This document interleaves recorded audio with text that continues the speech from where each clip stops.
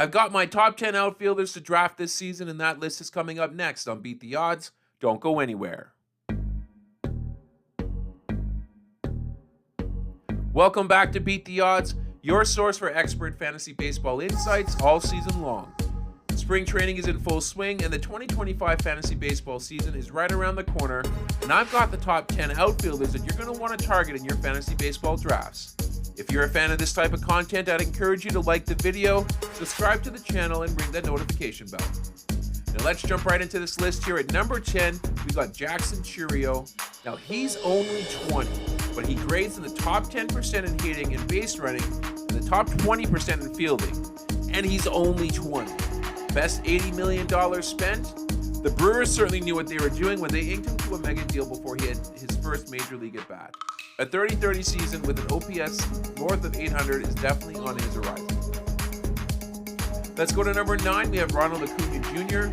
I can't have a top outfielders list without including Acuna. He's going to run less this year. I'm fine with that. He will still challenge 30 stolen bases, even with missing the first month of the season. We all know how far he can hit the ball, so I'm still on the over for 25 homers this season as well.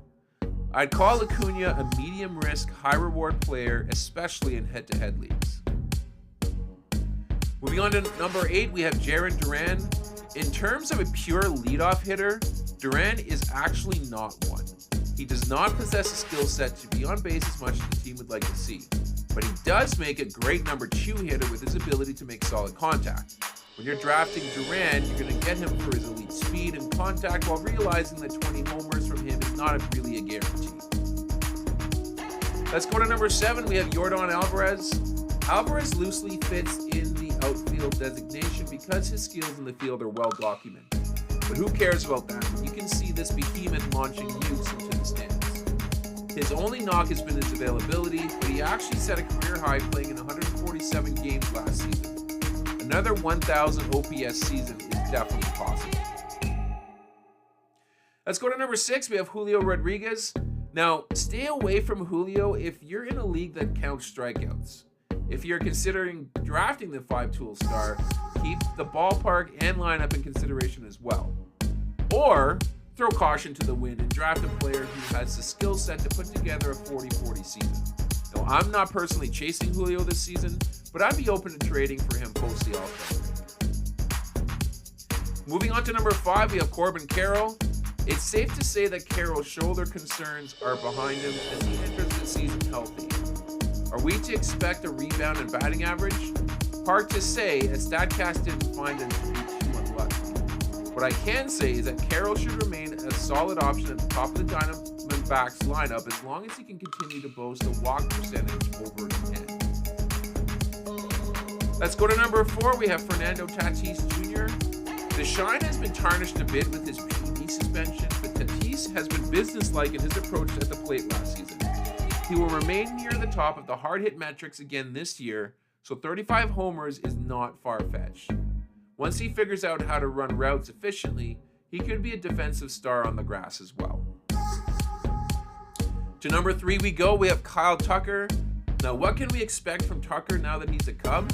He went from a stadium that enhanced left-handed power by 10% to one that suppresses it by 10%. He also went from the second most intimidating left-hander in the lineup in Houston to the undisputed best hitter in Chicago.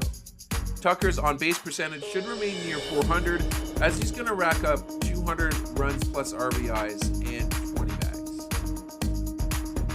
Let's go to number 2. We have Juan Soto. Before the turn of the decade, we were blessed with some truly gifted teenagers breaking into the bigs. Soto was one of them. Now 26 and fresh off a 15-year, $750 million contract, look for Soto to continue to mash. In most leagues, he's a top 7 pick, but in leagues that count walks or on-base percentage, you can argue taking him first overall. And finally, at number 1, we have Aaron Judge. Now here's someone who might have something to say about being picked first. Judge will never reach 3,000 hits in his career, but the way that he's going, he might get to 500 homers before he turns 36.